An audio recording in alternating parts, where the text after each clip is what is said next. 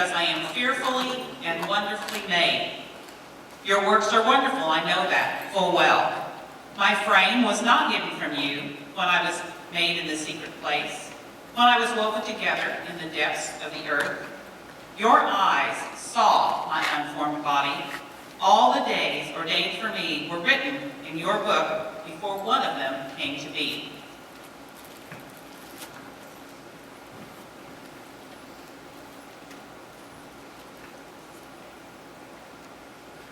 Hi, my name is Dennis. I know, it's okay. Some people get a little uncomfortable around me, but I'm supposed to tell you a story, so I thought I would tell you about back when I was in high school and how I met my best friend Stacy. I was walking down the hall one day and I dropped my books. Now I know for you it might not be a big deal, but for me, that's a major production. But this pretty blonde-haired girl, she walked up and she says, "Can I help you with your books?" And I was thinking to myself, yeah. And she said, "Hi, my name is Stacy." And I said, "I'm Dennis." And she said, "Can I carry your books to class?" And I said, "Who am I to keep a pretty girl from carrying my books to class?" So on the way to class, Stacy was telling me about herself and the things she likes to do. And when we get to class, she said, "Hey, Dennis, I've got a great idea." She says, "Tomorrow night, some friends and I are going to go skating. Would you like to go skating?" And I said, "Yeah, I don't think I would do so well on wheels, you know." And she said, "It's okay. I will help you." So I said, "Okay." So the next night, Stacy's mom picks me up, and we get to the roller skating rink. And I don't know who was more scared, me or the guy I handed my money to and said, "Size 9.5, please." Stacy helped me get my skates on, and for the most part, I just sat off on the side. It felt good to be there with the other kids and just be a part of a group. And after a little bit, Stacy, she skated over and she said, "Hey, Dennis." She said, "Come on out onto the skating floor." And I said, No, I'm okay." She said, "Come on, Dennis." I said, No, I'm all right." She said, "Come on, Dennis, I will help you." I said, "Okay." So we get out on the skating floor, and this leg went that way, and this leg went that way. And you should have seen everybody's eyes. I just told them, "It's okay. I'm a professional skater."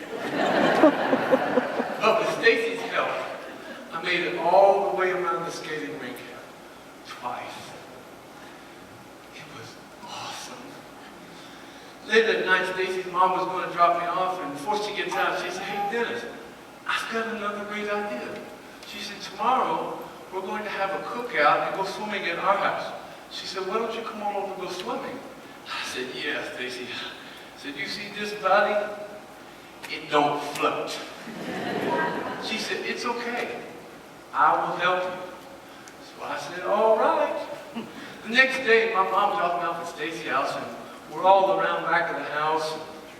It felt good just to sit there and have the warmth of the sun on my body. After a little bit, Stacy, she swam over and she said, "Hey, Dennis, come on in the pool." I said, "No, I'm cool." She said, "Come on, Dennis. Come on in the pool." I said, No, really, I'm okay." She said, "Come on, Dennis. I will help you." So I said, "Okay." Stacy helped me into the pool. I'm down there with the shallow end, kind of going, whee, you know? Stacy, she said, "Hey, Dennis, come on down here to the deeper end." I just said, "No, Stacy." She said, "Come on, Dennis." I said, "No, you will help me." She held out her arms, and she let me float for a while. Was so cool. Later, when we got done swimming, we were all standing around, sitting around, and we were eating hamburgers, and Stacy was telling everybody about her dreams and what she wanted to do with her life. And after a little bit, she looks at me and she said, "Hey, Dylan, tell us about your dreams." I said, "I don't have any." And she said, "Oh, come on, Dennis, everybody's got dreams." I said, No, not me." She said, "Come on, Dennis." And she just kept persisting and persisting right in front of everybody. And finally, I got frustrated. I said, okay, Stacy, you want to know my dreams? I'll tell you my dream. In my dreams, this leg, it is straight like everybody else's. And in my dream, Stacy, this hip, it is right in place like everybody else's. And I can run and jump with no problem, just like everybody else. And Stacy, in my dream, these hands are no longer crippled up. And if I drop my books in class or in the hallway, I can pick them up with no problem. And in the morning, Stacy, when I get up, I don't have to talk out the side of my mouth because my mouth is normal, like everybody else's. And in my dream, I don't have to have these glasses anymore. When I walk up and down the halls, nobody looks at me funny or laughs at me. When I look in the mirror in the morning, I don't hate who I am.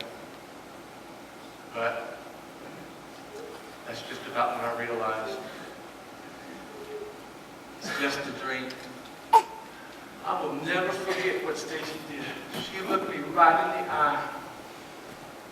After this long, awkward moment of silence, she said, Dennis, that's the dumbest dream I've ever heard. I said, wow, Stacy, you really know how to make a handicapped guy feel good. And I said, no, Stacy, you don't get it. I'm a joke to everybody. That's what I am, I'm a joke. She said, Dennis, you're so busy looking at the outside. She said, everybody's got handicap. Yours are just easier to see. She said, God doesn't look as man looks. Man looks at the outward appearance. But God looks at the heart, Dennis. And you've got a great heart. You know, I still like to think she was right. Stacy was just one of those kind of people that it seemed everybody liked. It didn't matter to her who you were or what clique you hung out with. Heck, to her, it didn't even matter what you looked like. She just knew that everybody needed Christ. She even had a bumper sticker on the back of her car that said, my life is dedicated to saving your life. You know, with the dreams that girl had, I know she would have changed the world.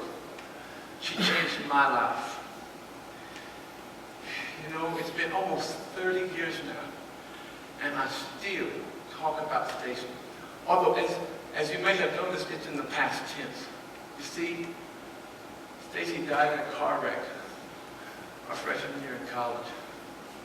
And I gotta tell you, because of who she was in Christ, for me, that was one of the hardest things I've ever gone through in my life. I tell you today, you are fearfully and wonderfully made. And you may say, Dennis, you don't get it. You don't know what my handicaps are. And I would say to you, no, I don't. But don't worry, because God is right there saying to you, I will help you. Thank you. Amen.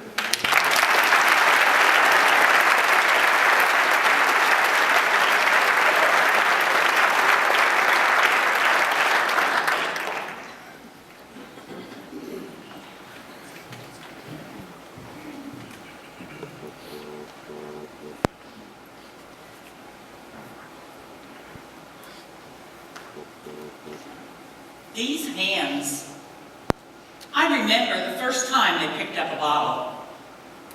I just wanted to have a little fun, hang out with the crowd. Thing is, I don't remember when it stopped being fun. When did opening a bottle become my way of life? I know I used to live for more than the next drink. I don't even know who my friends are anymore. And my family, they gave up on me a long time ago. I'd say as I blame them.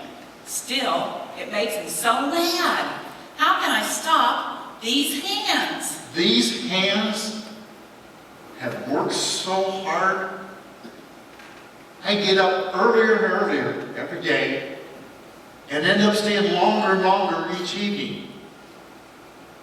I knew I should be home with my family. My wife would call, and I would end up making some excuse in order to stay longer at work. Eventually, I just started ignoring her calls altogether. It's just that I knew if I worked hard enough, I'd finally get enough ahead. You know, I'd finally have enough money. I kept telling myself, a guy's got to work. You know, a man has got to support his family. But nothing was ever enough. No wonder she left. I just wish I could undo my actions. You know, repeal the past. Will I ever be able to make things right with these hands? These hands have done something I'm so ashamed of. Last Friday, I took a test. I studied. I really did. I just couldn't remember. So I looked over at Jacob's paper. He's so smart. It's not even fair. He makes A's with not even trying. So I took my pencil and I copied what he had. I know what I did was wrong. What if I get caught? I'm going to get in so much trouble with these hands. These hands, I get so angry. It's when I hit someone, or at least something. It's like, one minute I'm fine, the next minute I just lose it. You know, I'm out of control. It's like anything can set me off. You know, my wife asked me to do something I don't want to do. Or someone bumps into me at the store. Or someone talks to me in a way I don't like. I know my anger controls me. It's like there's something wrong with me. Will I ever be able to control these hands? These hands used to showcase my most treasured possession. I can still remember when my husband slid it on my finger. I felt so safe, so well loved. As the years went by, I started looking in the mirror and thinking, why me? I'd watch the movies and listen to my friends and wonder, why can't I be loved like that? Why can't my husband be like him? I kept telling myself, maybe I married the wrong guy, or maybe I never loved him in the first place. The only thing I do remember that I'll always regret is when I turned the knob on my front door for the last time and walked out. So empty. My heart. These hands. These hands have written things I never thought I could write. So mean. I didn't even know I could say such things. First it was email, then Facebook, and now I'm texting this stuff. It's like I just forget when I write this junk that a real person is going to read it. I wish it wasn't even in my heart. I've hurt so many people. I wonder at school, everyone just looks at me as nothing but a gossip. Is it possible to change my reputation with these hands? Hands.